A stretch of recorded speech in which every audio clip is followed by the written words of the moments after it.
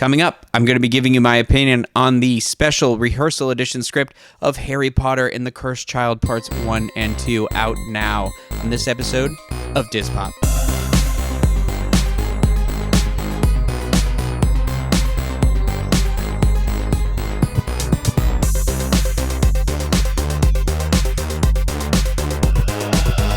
DizPop is brought to you by Dreams Unlimited Travel, experts at helping you plan the perfect vacation. Be sure to visit them on the web at dreamsunlimitedtravel.com. Well, hello, everybody. Welcome to the show. I am your host, Rhino Clavin, and today I'm joined by myself and my dog down here on the floor who is panting like crazy because we were playing ball outside in the... Oh, I said ball, and now he's really excited. But we were playing that game outside earlier in the 90-degree heat, and the little guy's a little tuckered out. But anyway, I just finished reading. I went out and got it this morning. Harry Potter and the Cursed Child Part 1 and 2, based on the original news story by J.K. Rowling, John Tiffany, and Jack Thorne, a new play by Jack Thorne. Now, I did go to get the midnight release of this book last night at the Barnes & Noble in the Dr. Phillips area, and sweet baby Harry Potter, were they unorganized. I used to work at a bookstore. I worked at Borders for many years, and I was a big part of the 6 and 7 book releases, and the 7th book release, I was actually the MC of the event, but I was responsible for the cafe, and we made sure that lines were very organized. We put down duct tape, these duct tape rows, so people knew where to go with little lightning bolts, and it would say, like, almost there, and all this stuff, and we used the intercom a lot. This place, no employee could tell me where the end of the line was, so I spent about 45 minutes looking for that, and then when we started moving forward, I wasn't even sure I was in the right place, so I was like, you know what, forget it. I'm wasting my time here. I'm not even going to be able to read this really tonight, so I just went home. And I woke up first thing, went to Target, 8 a.m., and got it. Plenty of copies. And not only did I get that, but I also got this cool thing, too, which was a Harry Potter exclusive 18 by 24 poster that said only at Target. Free poster with the purchase of Harry Potter. And it's one that has it's Hogsmeade with the castle in the background. It's very Universal-esque looking, but it says happiness can be found even in the darkest of times if one only remembers to turn on the light. That very famous and popular Dumbledore quote. But that was nice. That was cool. I have never read a Harry Potter book all in one sitting. Like, usually I take my time, but today I was just like, I can't stop.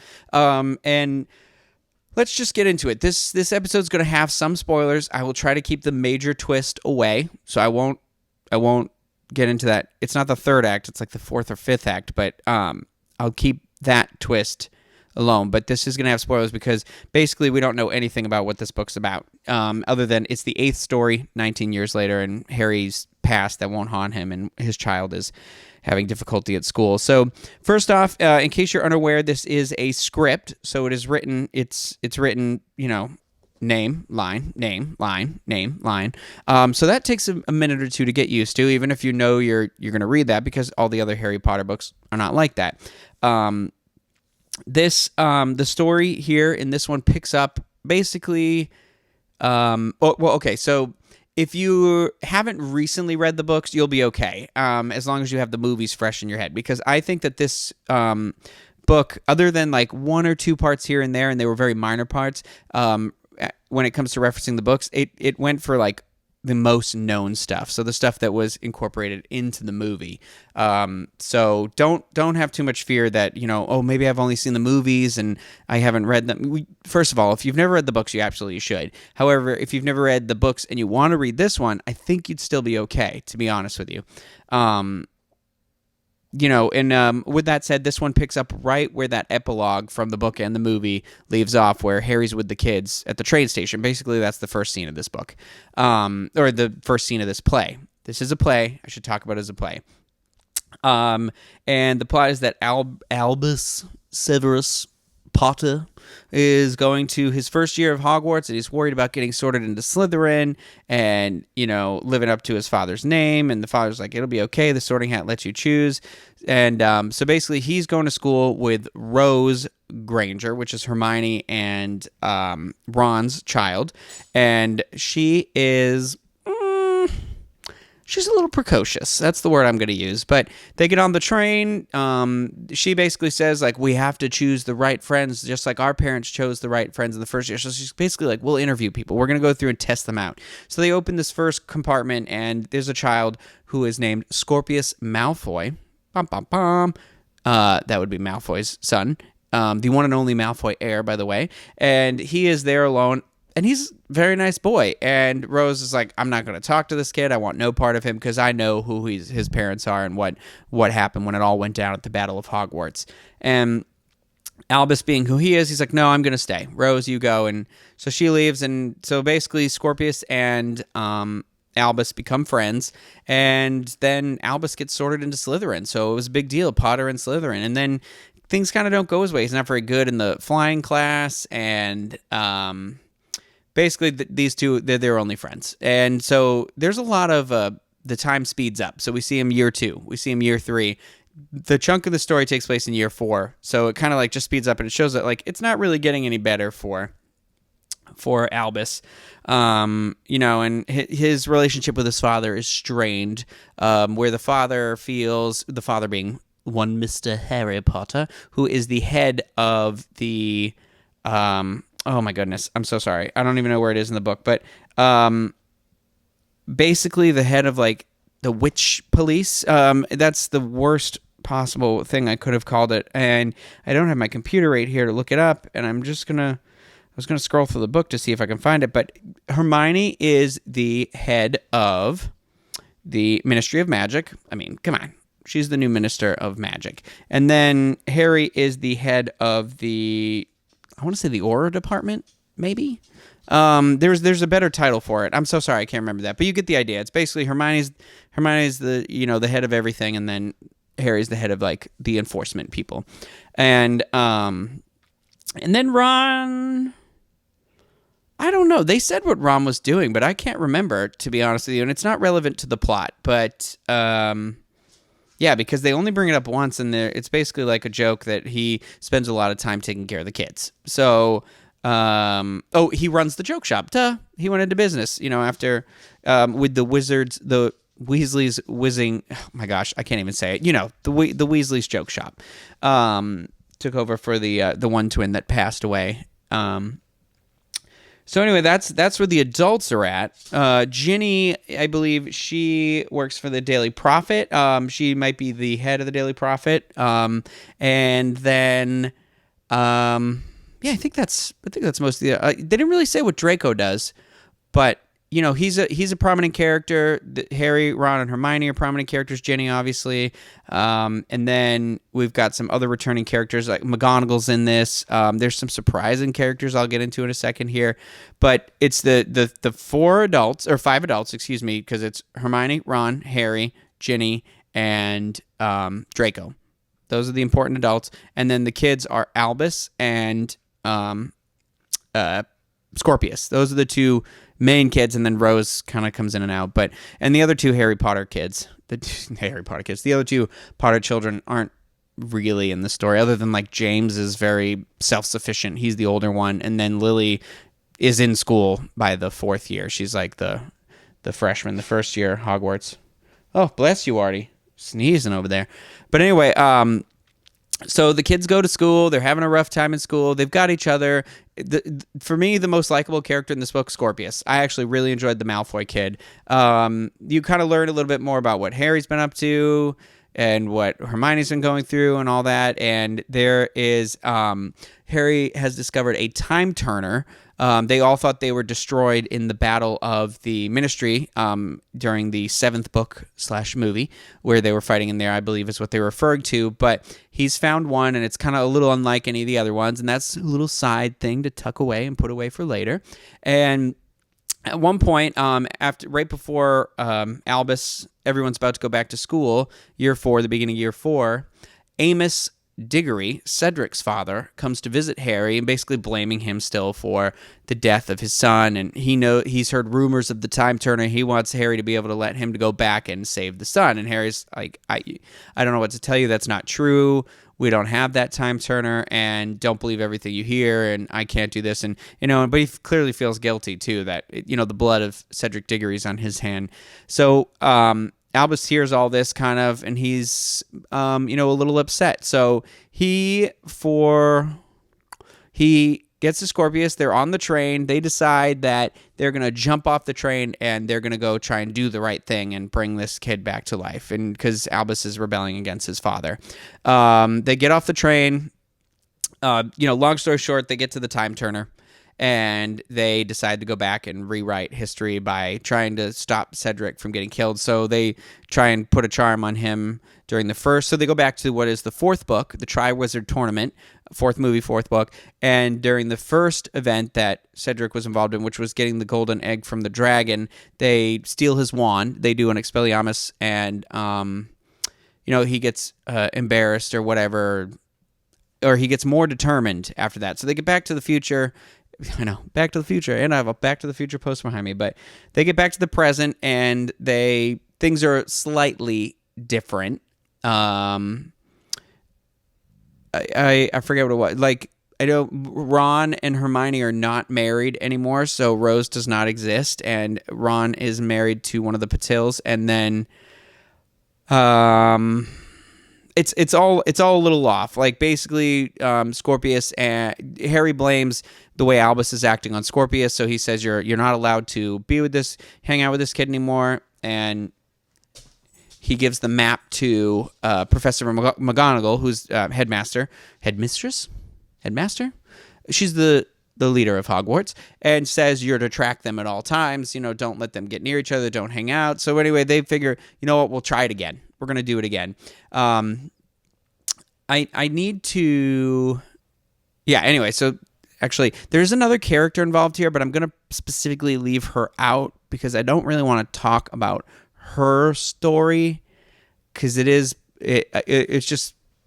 You'll understand when you read the book why I didn't mention it. But, so anyway, they go back and do it again, and the big drama here, spoiler, this is a spoiler, big spoiler, so stop listening or fast forward or whatever, but they go to the second Triwizard Tournament, which was in the lake. Remember, they captured everyone they liked, and they stop Cedric from doing that. They embarrass him, and then when Scorpius comes up out of the water in the present day, there is no Albus, and the new headmaster is Dolores Umbridge, and we come to find out Cedric became a Death Eater, and Voldemort is still around. It's Valor and Voldemort, and it's just hell on Earth, hell on Hogwarts, and this leads to a whole series of events where now Scorpius is like king. They call him the Scorpion King. He's popular here, but they murder muggles and stuff. And so he's just not, because he's a good guy.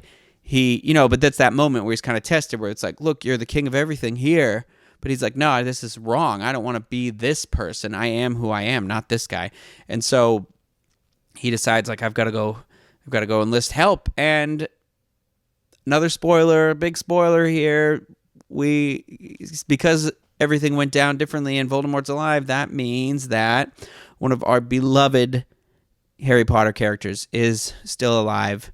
May the actor rest in peace, Alan Rickman, but Severus Snape makes an appearance, and they kind of... all this, he needs his help, and he brings him to some rebels that are still going along, led by Hermione, who's kind of this crazy badass, and then she's joined by Ron, and again, they're not together again, but they do say they love each other in this world, too, right before some stuff happens.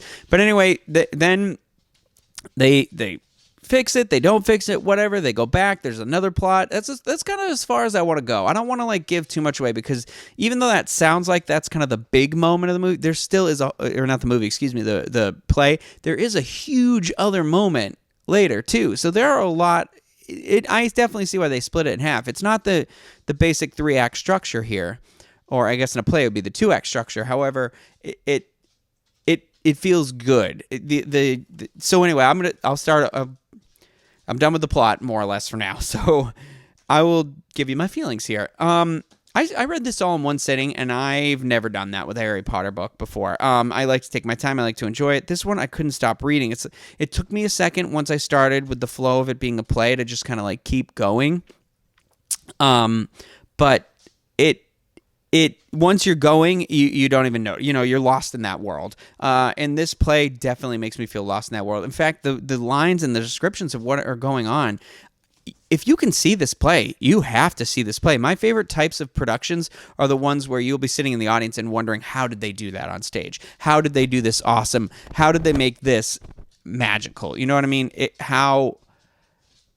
I don't know. So one of the best productions I ever saw was Young Frankenstein, the musical, and they do a lot of really awesome combination of dances with effects and all this stuff. This one is going to have crazy effects because there is magic. There are scenes, massive scenes. Like I said, they are revisiting past Harry Potter moments, and then they are revisiting scenes they've already revisited, like they've already done. So it's like, then again, from a new angle, there is going to be so much amazing technical production involved in this play. It is a must-see just for that alone, I'm sure.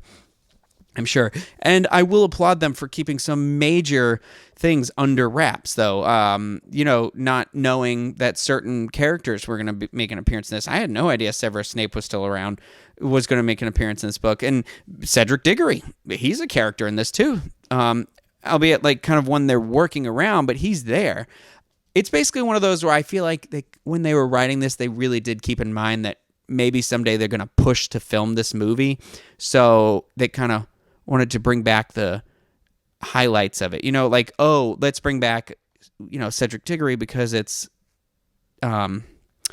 what's his name with the good hair from Twilight? Oh my gosh, I can't remember his name right now. I literally could probably reach behind me because I'm sure one of the movies is over here, but, Robert Pattinson. Robert Pattinson is the name of the gentleman from Twilight with good hair. I apologize about that, and I'm sure he hates being known as that guy. But either way, and maybe not too, because by the time they were writing, actually, you know what? By the time this was in production, Alan Rickman was still alive, so there probably was the hope that he would be in this. Dolores Umbridge is in here.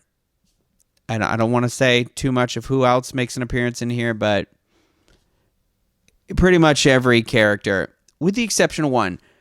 So, okay, where's Hagrid in this book? He's never in here. He is in here because we see a scene at Godric's Hollow of what happened when Harry when Harry's parents died saving him. But, that's it. They don't say where he is. They don't say what happened to him. Where is Hagrid? I want to know where Hagrid is. That's my hashtag for this book. Hashtag where's Hagrid? It's a conspiracy, and I don't like it. Why wasn't Hagrid friend with Albus? He would have been friends with him. Anyway, this is probably one of the most fully fleshed out plays I have ever read. I mean, I don't read every play I've seen, but I've seen a number of them. And for me, what happens when you do a production is it's kind of, you get to that Act 1 to Act 2 break. There's usually that time frame difference, and it speeds up. But I always feel like Act 2 is always just kind of chops a little more. I'll use Wicked as an example. So Wicked's great. The first act is solid, easily okay, there's a movie for you. And Act 2, though, it skips forward, and then it just kind of keeps jumping forward and just saying things that kind of happened before, and it gets a little wishy-washy. It works as a play, for sure, but when I sit there in the audience as a filmmaker and I think, how would they translate this part into the movie? It's not as clearly translatable, if that makes sense to anybody. Now, this play, though, the entire thing, easily translatable into a film. In fact, I was thinking about it as a film the whole time, and that there are moments in this where you will be like, oh, there's a couple of character development moments, like there with Snape especially, where he becomes that other Snape. Maybe we never got to know him in the books or the movies because we didn't really know he was doing good until that end, till it was too late. And there's a moment where he is kind of doing good in this. So maybe that's how Snape would have been if we had gotten to know him, but the switch kind of happens a little, I don't know if it's quickly, but there are 2 or 3 moments like that where you're like, okay, it's a production. They can't dwell on this moment, and they kind of can't chisel away at it. It's got to happen and move forward. It's not bad or anything like that. It just felt a little oh, okay. It's not the usual J.K. Rowling move forward as such, if you're very familiar with that. So I'm going to say also there's a lot of language in here that sometimes, not bad language, not like bad words or anything, but the how they speak to each other, Okay, I understand they're another generation. I mean, this is 22 years later after the first one ended, so it's it's kind of like, oh, well, here they didn't talk like that. They talk more like what we talk like now, but at the same time, they're not Muggles, but Harry did live in the Muggle world, and they lived in the Muggle world, so they do have a little weird speech pattern, but I don't know how that sits with me just yet. It could be a good thing, it could be a bad thing. I'll let it go. Just because I'll give it up to a generational thing. It's just that they're kids, so now obviously they're not going to sound the same way as their parents. Because I mean, those Harry Potter moments took place in the mid. Book 4 was like 94, 95 or something, technically. But anyway, that felt a little weird to me. I don't know where Hagrid was the whole time. But overall, I think it was a very good. It reads very well. It's a good read. It's definitely worth it. I am sitting here thinking, man, if they make this movie in the next 5 years, I want them to make this movie so that Maggie Smith can still be Professor McGonagall, obviously, and get everybody they can get to still be in this movie. And I think it'll be good. They definitely need to work on some of the dialogue a little bit for movie. But again, this isn't a movie. This is a stage production. Where they chose to make the split between part 1 and part 2, because if you're not familiar, how it's going to work is you can either go and see, they're going to do both parts in one night. Part 1 from this time to this time, there'll be like a big break, and then part 2 this time to this time. Or so you can go see both in one night, or see one this night, one in that night. It's up to you. It's a very unique way of telling a story. It does work. There's not much in here I would shorten.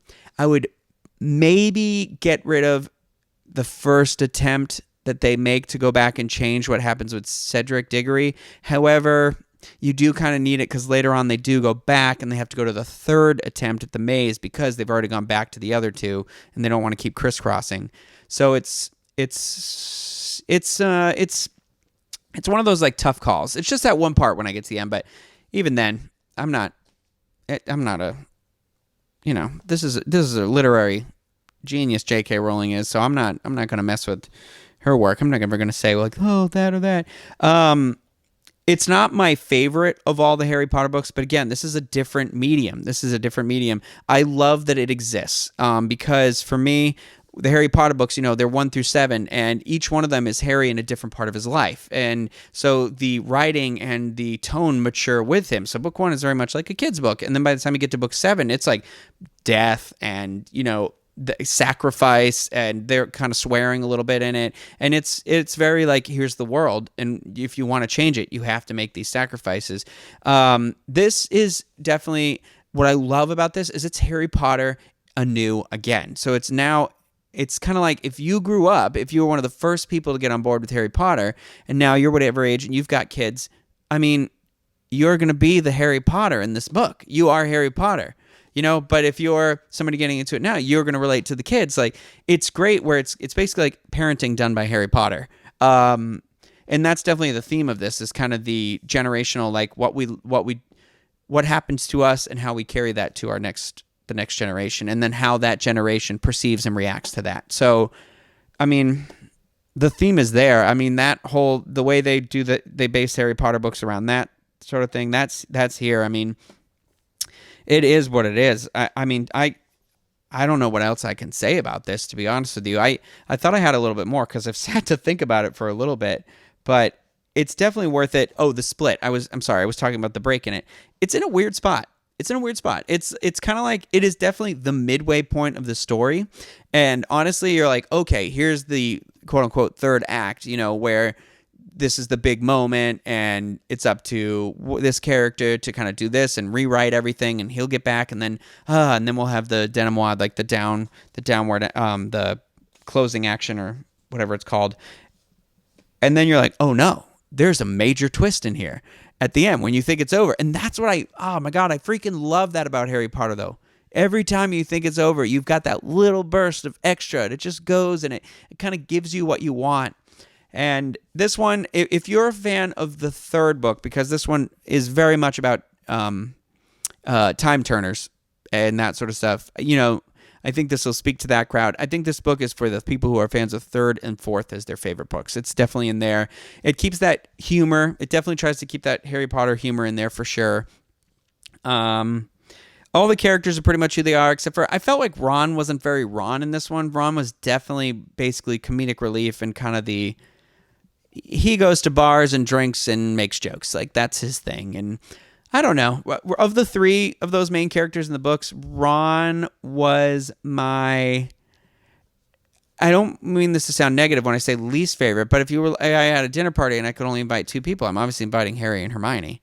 No offense. And if Ron is your favorite, I honestly am not trying to offend you or anything like that. I'm just saying that he's my least favorite. And so he doesn't really do anything for me in this either. So that's that. But I think it's great. And now I would love to get the Dumbledore book. If J.K. could maybe just write us The Life and Times of Dumbledore, that would be wonderful.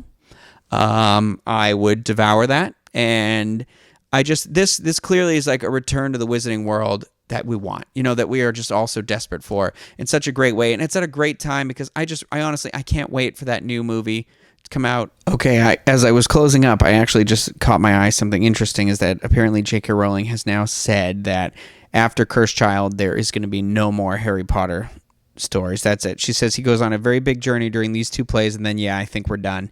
This is the next generation, Rowling tells Reuters. So I'm thrilled to see it realized so beautifully, but no, Harry is done now. So apparently Harry Potter and the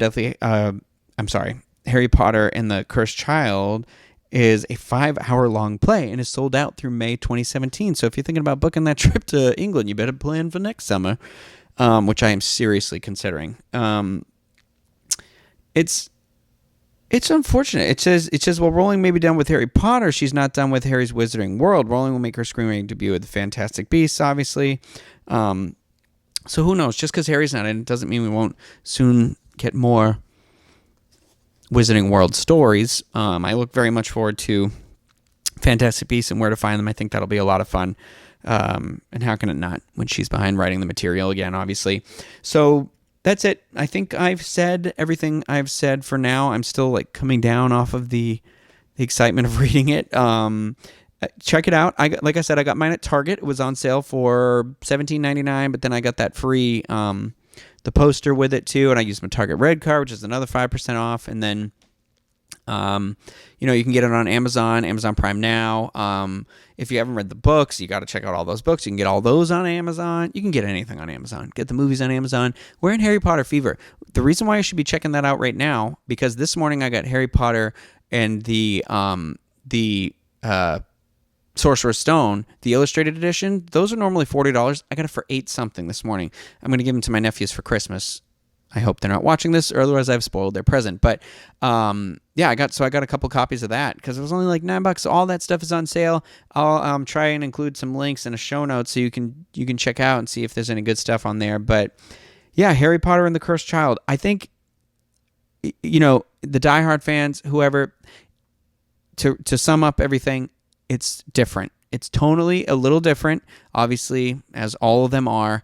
But again, a new medium, I think the appropriate medium maybe to tell this story, but also I look forward to, fingers crossed, if they get everybody involved, a future film of this, but it's definitely worth reading. So check it out. Let us know what you think on wherever, in the comments on this video or on iTunes. You can't leave comments. You can only leave reviews on iTunes. So you can hit us up on Twitter, DizPop Show. It's DizPop Show on everything. Facebook, Instagram, Twitter, wherever you want to talk about Harry Potter, I will always stop and talk about Harry Potter with you. And I want to know your thoughts about that because, it's Harry Potter. We all want to talk about it. So that's going to do it for now. We will see you next time with another edition of DizPop.